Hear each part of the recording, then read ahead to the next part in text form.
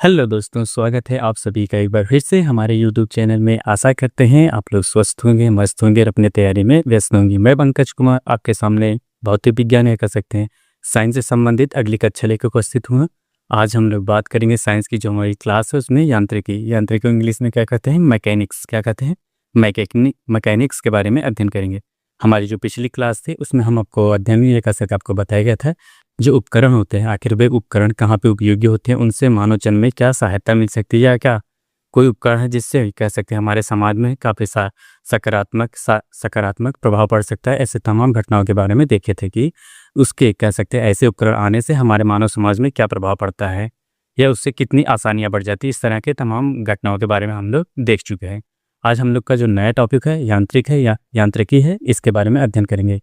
यांत्रिकी के अंतर्गत हम लोग सबसे पहले देखेंगे कि गति किसे कहते हैं, फिर विराम किसे कहते हैं, फिर इसके बाद चाल किसे कह सकते हैं, विस्थापन किसे कहते हैं, दूरी किसे कहा जाता है। ऐसे तमाम बिंदुओं के साथ देखते रहेंगे। देखिए, साइंस में आपको पहले बताया गया था जो भी ये सामान्य विज्ञान चल रहा है, सामान्य विज्ञान के अंतर्गत तो आपको वही चीज़ें जानना होता है जो आपके दैनिक जीवन में प्रयोग किया जाता है या दैनिक जीवन से संबंध रखता है। जैसे अभी आपको जो पढ़ाया गया है, जैसे पिछली क्लास जो थी आपकी, जो उपकरण थे, जो भी उपकरण है होंगे, लगभग उन उपकरणों के या कह सकते हैं उन उपकरणों के आसपास आपका जीवन गुजरता है। और उसी तरह आज हम लोग जो हमारा नया टॉपिक है यांत्रिकी भी उसी की तरह है। जैसे हम लोग चाल, मतलब अगर दूरी किसे कहते हैं, दूरी के बारे में जानते हैं। चाल हो गया, जैसे गति किसे कहते हैं, कोई वस्तु विरामावस्था में है तो किस वजह से है। ऐसे तमाम घटनाओं के बारे में देखेंगे। चलिए, हम लोग की आज की क्लास की पहली हेडिंग होती है गति किसे कहते हैं। क्या होता है गति किसे कहते हैं या मोशन किसे कहेंगे। हेडिंग डाल दी गति या मोशन।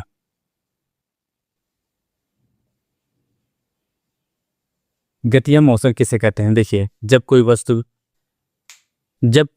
किसी अन्य वस्तु के सापेक्ष समय परिवर्तन के साथ अपने स्थान में या कह सकते हैं अपने स्थान में परिवर्तन ना करे या परिवर्तन करे, जब अगर परिवर्तन कर रही तो वह वस्तु गति की अवस्था में है। क्या होगी? गति की अवस्था। यदि कोई वस्तु समय के साथ अपनी स्थिति में परिवर्तन करती है तो वह वस्तु कह सकते हैं गतिमान अवस्था में होती है। कह सकते हैं उसको गति कहा जाता है। क्या कहा जाता है? गति। जब से कोई वस्तु होगी अगर समय के साथ अपना स्थान परिवर्तन कर रही है तो वस्तु कह सकते हैं गतिमान अवस्था में होगी। अगर यही होता है, कोई वस्तु होता है किसी वस्तु के सापेक्ष, अगर समय परिवर्तन के साथ भी उस वस्तु में कोई परिवर्तन ना हो रहा है या कुछ उस स्थान पर कोई परिवर्तन ना हो रहा है तो वह वस्तु क्या होगी? विरामावस्था में कहलाएगी। या कह सकते हैं वह वस्तु कोई भी गति ना करे या विरामावस्था में, ये कह सकते हैं कि वह वस्तु वहीं रुकी हुई है। इस चीज़ को हम लोग विरामावस्था कहते हैं। चलिए परिभाषा लिख लीजिए। गति क्या कह सकते हैं? कोई वस्तु, क्या होगा? कोई वस्तु किसी अन्य वस्तु के सापेक्ष किसी अन्य वस्तु के सापेक्ष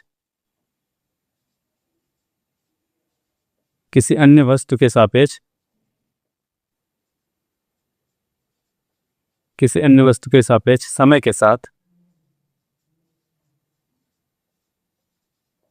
के साथ कोई वस्तु कह सकते हैं, जैसे आपको कोई वस्तु किसी अन्य वस्तु के सापेक्ष समय के साथ अपनी स्थिति में, क्या होता है? अपनी स्थिति में परिवर्तन करती है तो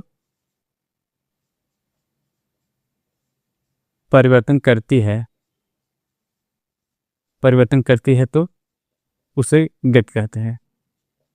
तो उसे क्या कहा जाएगा? उसे गति कहा जाएगा। तो उस वस्तु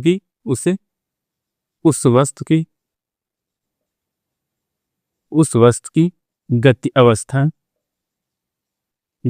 गति की क्या परिभाषा बताएगी? गति की परिभाषा होती है जैसे कोई वस्तु है किसी अन्य वस्तु के सापेक्ष, अगर अपने कह सकते हैं जैसे कोई वस्तु रखी गई है, जैसे वायु मान लीजिए, यहाँ पे एक वस्तु है और एक ये वस्तु इसी के सापेक्ष यहाँ पे है। अगर ये दो वस्तु हैं, मान लीजिए एक वस्तु ए है, एक वस्तु बी है, यहाँ पे ए लिख लीजिए, यहाँ पे बी लिख लीजिए। ये दो वस्तु हैं, कह सकते हैं ये दोनों वस्तु हैं। ये वस्तु हो गई, ये वस्तु हो गई, ये दो वस्तु हो गई हैं। कह सकते हैं ये दोनों एक दूसरे के सापेक्ष अगर समय परिवर्तन हुआ, जैसे कुछ समय हो रहा है, अगर 1 सेकंड बाद मान लीजिए 1 सेकंड बाद ये वस्तु यहाँ पहले यहाँ थी, यहाँ से यहाँ चली गई, तो क्या होगा? इस वस्तु में कह सकते हैं गति है, या कह सकते हैं जब समय के साथ ये परिवर्तन हो रहा है तो यह समय के साथ अपना स्थान बदल रही है, तो इस वस्तु में जाहिर सी बात है अगर कोई स्थान जब चेंज करेगा तो कुछ समय लगेगा। समय लगने के साथ साथ वह स्थान उस स्थान के अलावा किसी अन्य स्थान पे पहुंच जाएगी। यही आपकी गति कहलाती है। ये जाहिर सी बात आप इसको पहले ही जानते होंगे या कैसे कहिए दैनिक जीवन में आप इसका इस्तेमाल करते होंगे। जैसे आप कहीं पे जा रहे हैं, अगर कोई आप ही के साथ जा रहा है, अगर दो व्यक्ति हैं एक साथ जा रहे हैं, अगर एक व्यक्ति वहीं पे कहीं पे एक जगह खड़ा हो जाता है, काफ़ी समय के लिए खड़ा हो जाता है, लेकिन आप उसी के साथ अपने घर से निकले हैं, घर से निकलने के पहले उसी के साथ निकले हैं, लेकिन आप उसी समय कहीं अन्य स्थान पे पहुंच गए हैं। एक व्यक्ति जो आप ही के साथ निकला था वो कहीं अन्य स्थान पे स्थित हो जाता है या कह सकते हैं रुक जाता है, और एक आप हैं कि जो अपने गंतव्य स्थान पे पहुंच जाते हैं, तो ये होता है गति की अवस्था। एक व्यक्ति वहीं पे रुक जाता है, दूसरा व्यक्ति अपने गंतव्य स्थान पहुंच जाता है समय के साथ, वो होता है गति होती है। ये होता है गति कहलाती है। क्या होता है परिभाषा फिर से याद रखिए, कोई वस्तु किसी अन्य वस्तु के सापेक्ष है। ये एक वस्तु है, ये दूसरी वस्तु, इसी के सापेक्ष की बात की जा रही है समय के साथ। जैसे 1 सेकंड पहले यहाँ थी, 1 सेकंड बाद ये वस्तु यहाँ पहुँच गई। क्या हुआ? समय परिवर्तन हुआ। उसके बाद वस्तु का स्थान भी परिवर्तन होता है। जब ये वस्तु क्या कह रहेगी, ये वस्तु हम गति की अवस्था में हो जाएगी कह सकते हैं, या ये वस्तु एक स्थान से दूसरे स्थान पर पहुंच रही है, तो इसका मतलब ये वस्तु गति कर रही है। ये तो आपको गति की परिभाषा। अब इसी के साथ साथ जान लेते हैं कि विराम क्या होता है। कोई वस्तु ठहराव कहाँ होती है, रुकती कब है, या कह सकते हैं किस अवस्था को विराम अवस्था कहा जाता है। चलिए हेडिंग डालिए। गति के बाद हम लोग क्या लिखेंगे, अगली हेडिंग लिखिए। अगली हेडिंग है विराम किसे कहते हैं, आखिर को विराम अवस्था किसे कहा जाता है। अगर विराम को इंग्लिश में क्या कहा जाता है, विराम की बात की जाती है, इसको इंग्लिश में क्या कहेंगे, इसको कहेंगे रेस्ट। देखा जाए तो जो वस्तु गति की अवस्था होती है जस्ट उसी के विपरीत कह सकते हैं क्या है। जैसे कोई वस्तु गतिमान अवस्था में है, अगर उसी के विपरीत की बात की जाए तो वो होती है विराम अवस्था में। जैसे आपको परिभाषा बताई जाए, कोई भी वस्तु कह सकते हैं, कोई भी वस्तु किसी अन्य वस्तु के सापेक्ष क्या होता है, कोई भी वस्तु किसी अन्य वस्तु के सापेक्ष समय परिवर्तन के साथ अपनी स्थिति में परिवर्तन न करे तो उसे आप क्या कहेंगे, वह वस्तु विरामावस्था में है कह सकते हैं। वह वस्तु विरामावस्था में है, वह वस्तु अपना स्थान परिवर्तन करने में नहीं है कह सकते हैं, वह वस्तु अपने स्थान परिवर्तन नहीं कर रही है। क्या होगी, जैसे कोई वस्तु है, अगर वह समय के साथ अपना स्थान में कोई भी चेंजेज ना कर रही है तो वह वस्तु विरामावस्था में कहलाएंगे। जैसे आप कोई मेज है, मेज पे आप कोई पुस्तक रख दीजिए, चाहे जितना भी समय हो जाए वह वस्तु या कह सकते हैं वह आपकी बुक जो होगी वहीं स्थान पे बनी रहेगी या विरामावस्था में वहीं स्थान पे पड़ी रहेगी। लेकिन अगर उसी वही मेज पे अगर आप कह सकते हैं एक चींटी छोड़ दीजिए या कह सकते हैं कुछ भी ऐसा रख दीजिए कि जो अपने समय के साथ परिवर्तन करने लगे, तो वो होगी कह सकते हैं गतिमान अवस्था में। लेकिन अगर कोई वस्तु अपने स्थान में परिवर्तन करने में कह सकते समय के साथ परिवर्तन नहीं करेगी तो वस्तु विरामावस्था में कहलाएगी। अब आप लोग ये सोचिए, अब ये मत सोचने लगेगा कि पृथ्वी, क्योंकि जो वस्तु आपकी जहाँ पे है वैसे ही वैसे ही रखी रहती है, इसमें कोई गति नहीं होती है। जबकि आपको पता है पृथ्वी अपने अक्षांश पे या कह सकते हैं अपने धुरी पे गति करती है। बस अंतर इतना है कि वह गति आपके कह सकते हैं कि जो वायुमंडलीय गति है उसके बराबर होती है, इसी वजह से वह चीज़ें आपको अनुभव नहीं होती। लेकिन पृथ्वी भी गतिमान अवस्था में होती है, ये मतलब ये होगा कह सकते हैं पृथ्वी गतिमान अवस्था में न कि विरामावस्था में, ये याद रखिएगा। चलिए इसकी परिभाषा क्या होती है आपको बताएगा। यदि कोई वस्तु किसी वस्तु के सापेक्ष समय परिवर्तन के साथ अपने स्थिति में कोई परिवर्तन नहीं करती है तो वह वस्तु विरामावस्था में कहलाएगी। चलिए लिखिए, कोई वस्तु क्या होता है, जब कोई वस्तु किसी अन्य वस्तु के सापेक्ष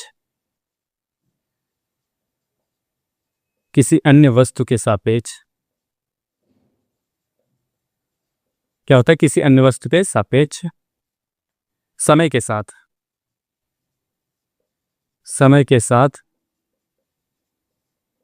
अपनी स्थिति में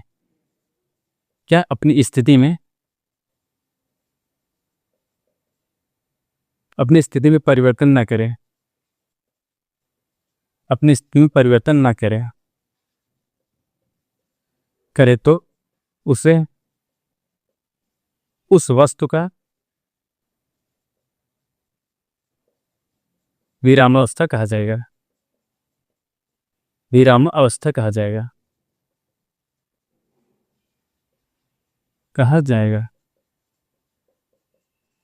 क्या होता है, बस दोनों में अंतर इतना होता है कि एक वस्तु कह सकते हैं समय परिवर्तन के साथ अपना स्थान बदल देता है, एक वस्तु समय परिवर्तन के साथ भी अपना स्थान नहीं परिवर्तन करता है। बस दोनों में अंतर इतना है क्या होता है, समय परिवर्तन के साथ अगर आप अपना स्थान बदल देंगे तो आप गति की अवस्था में कहलाएंगे।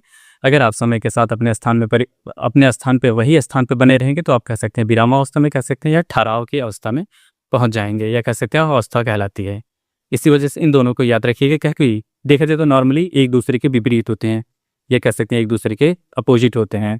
मोशन मतलब गत होते हैं, कह सकते हैं गति अवस्था में, और कह सकते हैं रेस्ट का मतलब आराम कर रहे हैं। ये होता है, दोनों में अंतर क्या होता है, एक बार फिर से परिभाषा को देख लीजिए दोनों। गति किसे कहते हैं, कोई वस्तु किसी अन्य वस्तु के सापेक्ष समय परिवर्तन के साथ अपने स्थान में परिवर्तन, या कह सकते हैं अपनी स्थिति में परिवर्तन कर रहा है, तो वस्तु गतिमान अवस्था में कहलाएगी। जैसे आप कह सकते हैं पृथ्वी हो गए, या कह सकते हैं एक व्यक्ति से अगर आप अपने आप को एक व्यक्ति से तुलना कर रहे हैं, तुलना करने के पश्चात वह व्यक्ति वहीं उसी स्थान पर बना रहता है, तो आप उस दूसरे स्थान पर पहुंच जाते हैं समय के साथ, तो वो वस्तु वो कह सकते हैं विरामावस्था में है, और जो आप हैं वो गतिमान अवस्था में होता है। एक ही साथ आप देखिए दोनों वस्तु का, या कह सकते हैं दोनों एग्जाम्पल मिल सकते हैं। जो भी है कह सकते हैं ऐसी वस्तुएं, कह सकते हैं जो निर्जीव वस्तुएं होते हैं, आप ऐसे मान लीजिए कि जो निर्जीव वस्तुएं होती हैं अक्सर देखा जाए तो वे विरामावस्था में होती हैं निर्जीव वस्तुएं। अगर सजीव वस्तुओं की बात की जाए तो वे समय के साथ अपने स्थान में परिवर्तन जरूर करते हैं। ये याद रखिएगा एग्जाम्पल, जो निर्जीव वस्तु होगी वो विरामावस्था में होगी, और जो सजीव वस्तुएं होंगी वे लगभग गतिमान अवस्था में रहेंगे। हम लोग अब अगली हेडिंग डालते हैं, कह सकते हैं अगली जो अगली होती है चाल की परिभाषा किससे कहते हैं। क्या अगली हेडिंग में देखेंगे कि दूरी, सबसे पहले दूरी जान लेते हैं। दूरी के बाद हम लोग दूरी हो गया, चाल हो गया, विस्थापन हो गया, ऐसे तमाम जो होते हैं परिभाषाएं जो आपके परीक्षा के दृष्टिकोण से, साथ ही साथ आप अगर कह सकते हैं जो नॉर्मल मैथ का क्वेश्चन सॉल्व करते होंगे उसमें भी दूरी से संबंधित कह सकते हैं दूरी की परिभाषा आपसे पूछ लेते हैं। ये तो दूरी का कह सकते हैं जो फार्मूला होता है क्या होता है, ऐसे तमाम बिंदु पूछे जाते हैं। अगर आप यहाँ अच्छे से याद रखेंगे तो वहाँ पे आप परिभाषा हो या कह सकते हैं आप कोई सवाल हो या क्वेश्चन हो उसको सॉल्व करने में आपको आसानी होगी। चलिए अगली हेडिंग डालिए, डिस्टेंस या दूरी किसे कहते हैं। अगली हेडिंग है क्या है, अगली हेडिंग की बात की जब होती है दूरी, यहाँ देखिए दूरी किसे कहते हैं, दूरी या डिस्टेंस।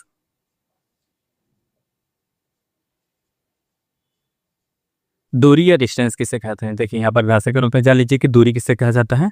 जैसे अगर आपसे पूछी जाए दूरी किसे कहते हैं, जैसे दूरी होती है कि जैसे कोई वस्तु गतिमान अवस्था में है, तो गतिमान अवस्था में है तो आखिर जाहिर सी बात है किसी न किसी कह सकते हैं कोई ना कोई पथ की कह सकते हैं किसी न किसी पथ पर वह गति कर रही होगी, उस संपूर्ण पथ की लंबाई ही आपकी दूरी कहलाएगी। क्या होगी, जब कोई वस्तु गतिमान अवस्था में है तो गतिमान अवस्था के दौरान वह किसी न किसी पथ पे या कह सकते हैं मार्ग पे, कह सकते हैं मार्ग पे ही तो गति करेंगे, मार्ग पे संपूर्ण मार्ग की लंबाई ही आपकी दूरी कहलाएगी।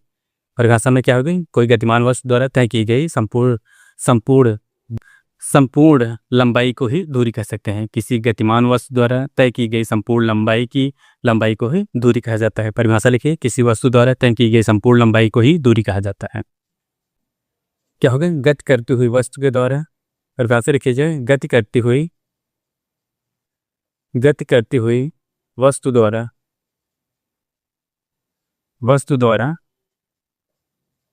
गति करती हुई वस्तु द्वारा तय किए गए, क्या होता है, तय किए गए संपूर्ण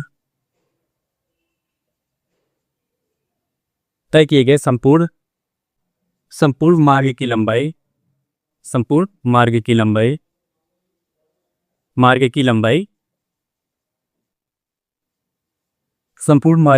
ही आपकी दूरी कहलाती है। क्या होती है, जब कोई वस्तु कह सकते हैं गतिमान अवस्था में है, गति के दौरान जितनी भी अपने मार्ग में कह सकते हैं जितने भी अपने पथ को तय करेगी वही आपकी दूरी कहलाएगी। क्या होगी, जितना भी पथ आप तय करेंगे वही आपकी पथ की दूरी कहलाएगी। अब इसके साथ साथ जान लेते हैं कि आपसे एग्जाम में अब कैसे साइंस से इससे संबंधित क्वेश्चन पूछे जाते हैं। जो दूरी होती है आपसे पूछा जाएगा, आप अभी इसके पिछली कक्षा में आपने पढ़ा है कि जो दूरी होती है एक अदिश राशि होती है। आपसे यहाँ क्वेश्चन पूछेगा कि दूरी सदिश राशि है या अदिश राशि, कैसी राशि है, इसके बारे में आपसे पूछा जाएगा। यहाँ पे ऐसे ही क्वेश्चन पूछे जा सकते हैं, ये कह सकते हैं पूछे जाते हैं जो आपके परीक्षा में आप देखेंगे। आपके पास अगर प्रीवियस पेपर के कोई भी एग्जाम क्वेश्चन पेपर होगा उसमें लगभग ऐसे संबंधित क्वेश्चन पूछे जाते हैं कि चाल क्या सदिश राशि है, दूरी कौन सी राशि है, ऐसे तमाम कह सकते हैं तमाम जो होते हैं आपकी ये राशियाँ जो होती हैं इनसे क्वेश्चन पूछे जाते हैं। परिभाषा होती है, गति करती हुई कोई वस्तु द्वारा तय किए गए संपूर्ण पथ की या कह सकते हैं मार्ग की लंबाई ही आपकी दूरी कहलाती है। अब यहाँ नीचे लिखिएगा, अगला बिंदु लिखिएगा, इसी में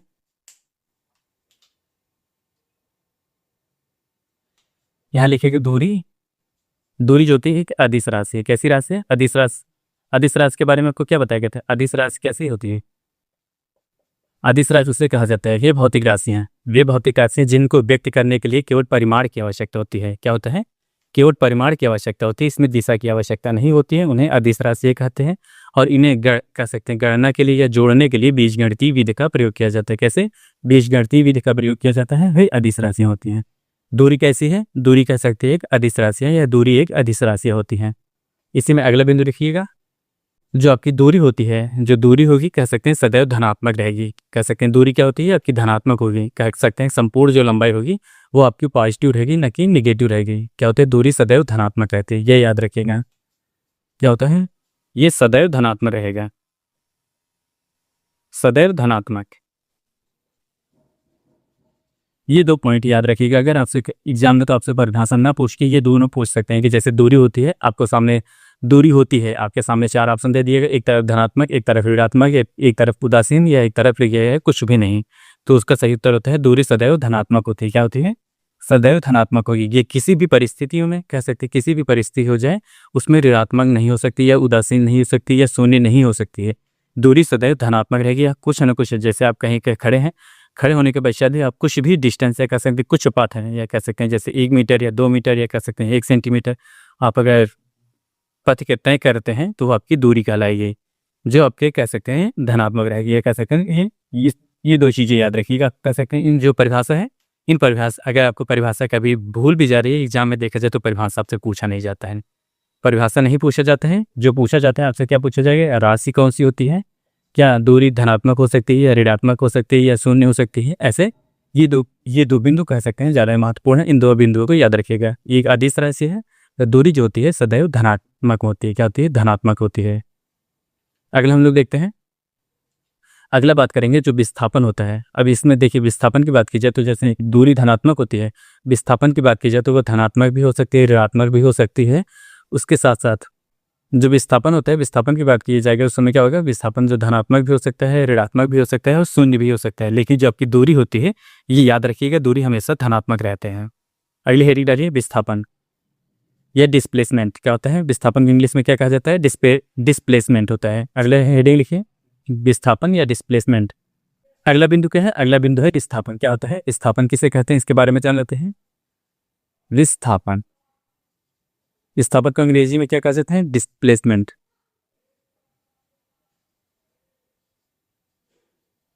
डिस्प्लेसमेंट,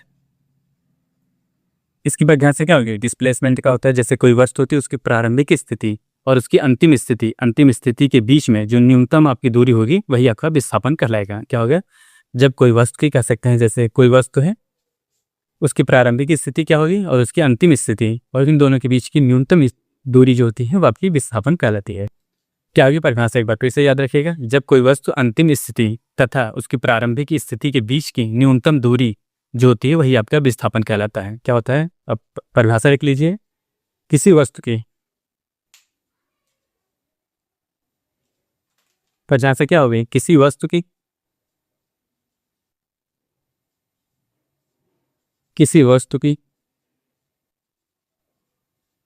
अंतिम स्थिति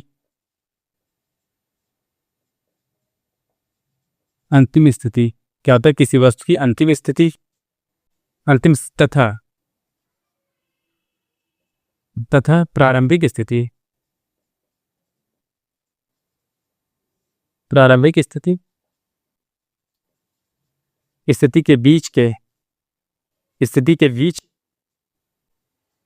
के बीच की न्यूनतम दूरी क्या होती है? न्यूनतम दूरी ही विस्थापन कहलाता है।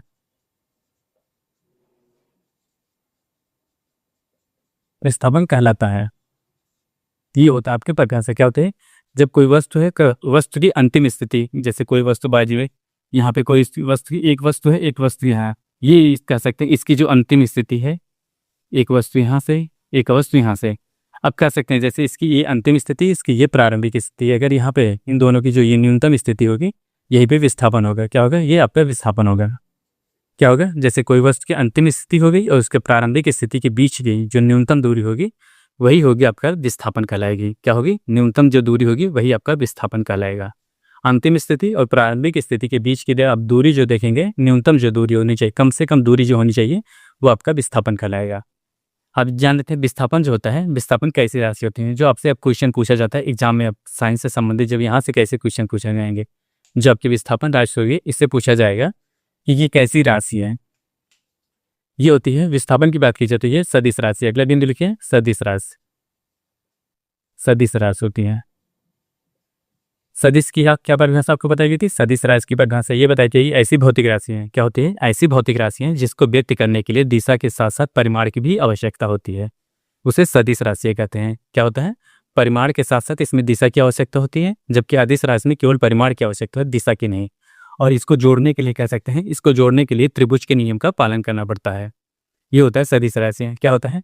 अगर विस्थापन की बात की जाए तो विस्थापन कैसी राशि है? विस्थापन एक सदिश राशि होता है, जो आपको एग्जाम में कह सकते हैं, एग्जाम में इससे संबंधित कई बार क्वेश्चन पूछे जा चुके हैं कि सदिश राशि है, ये विस्थापन कैसी राशि है, सदिश राशि है, अदिश राशि है, ये कैसे? तो इसका सही उत्तर क्या होता है? विस्थापन की बात की जाए तो विस्थापन एक सदिश राशि है। अब आपको बताया गया था विस्थापन। अब मान लेते हैं कि विस्थापन का मान कैसा होता है। मान, अगर मान की बात की जाए तो जो विस्थापन होता है ये धनात्मक भी हो सकता है, ऋणात्मक भी हो सकता है और शून्य भी हो सकता है। क्या होता है? अगर इसके मान की बात की जाती है, धनात्मक भी हो सकता है, धनात्मक, ऋणात्मक व शून्य भी होते हैं। क्या होता है? धनात्मक, ऋणात्मक व शून्य। देखा जाए तो तीनों अवस्थाएं होती हैं। जो विस्थापन होता है, विस्थापन में हमारा मान कैसे हो सकता है? धनात्मक भी हो सकता है, ऋणात्मक भी हो सकता है और शून्य भी हो सकता है। ये होता है हमारा विस्थापन। कैसे? विस्थापन धनात्मक भी हो जाएगा, ये मान कैसे होगा? धनात्मक होगा, ऋणात्मक होगा, शून्य भी हो सकता है। तीनों में से कोई ना कोई एक आपका मान रहेगा जो विस्थापन रहेगी। या तो धनात्मक हो सकता है, या तो ऋणात्मक हो सकता है, या तो शून्य हो सकता है। अब हम लोग जो कल की क्लास में देखेंगे, कल इसके आगे की क्लास में देखेंगे, कल की क्लास में हम लोग देखेंगे कि जो चाल किसे कहते हैं, कि चाल कैसी राशियाँ होती हैं, इनको कह सकते हैं। फिर उसके बाद त्वरण किसे कहते हैं, त्वरण में क्या है उसका एसआई मात्रक होता है, और ये एक सदिश राशि है, ये अदिश राशि है। ऐसे तमाम जो बिंदु होंगे इन सब के बारे में देखेंगे आज की क्लास में। बस इतना ही। आज की क्लास में हम लोग एक बार फिर से रिविजन कर लेते हैं क्या क्या थिंक है। अगर बात की जाए तो सबसे पहले हमने गति की परिभाषा बताई। ऐसी कोई वस्तु जो किसी अन्य वस्तु के सापेक्ष समय के साथ परिवर्तन करती रहेगी और अपनी स्थिति को बदलती रहेगी, तो वह वस्तु गतिमान अवस्था में होगी। और जो वस्तु समय के साथ अपनी स्थिति में, कह सकते हैं, स्थिति में परिवर्तन नहीं करेगी, तो वह वस्तु विराम अवस्था में कहलाएगी। और उसी के साथ आपको चाल की परिभाषा बताई गई। ऐसी कोई गतिमान वस्तु जो किसी संपूर्ण पथ की मार्ग की लंबाई को ही आप चाल कहेंगे, जो आपको एक अदिश राशि होती है, उसका मान सदैव चाल के मान कह सकते हैं। हाँ, सदैव जो आपको दूरी होगी, आपको दूरी की जो बताई गई थी, संपूर्ण पथ की लंबाई जो होती है वो आपकी दूरी कहलाती है। ये सदैव धनात्मक होती है, जो एक अदिश राशि होती है। इसके बाद आपको विस्थापन बताया गया। विस्थापन में आपको बताया गया कि किसी वस्तु की अंतिम स्थिति और उसकी प्रारंभिक स्थिति के बीच की न्यूनतम जो दूरी होती है वो आपका विस्थापन कहलाते हैं। ये एक सदिश राशि होती है और इसका मान सदैव धनात्मक, ऋणात्मक या शून्य तीनों हो सकती है। आज के लिए बस इतना ही। आप हमारे चैनल पर नए हो तो चैनल को लाइक करें, शेयर करें, सब्सक्राइब करें। मिलते हैं नेक्स्ट वीडियो में, तब तक के लिए धन्यवाद। Bye bye.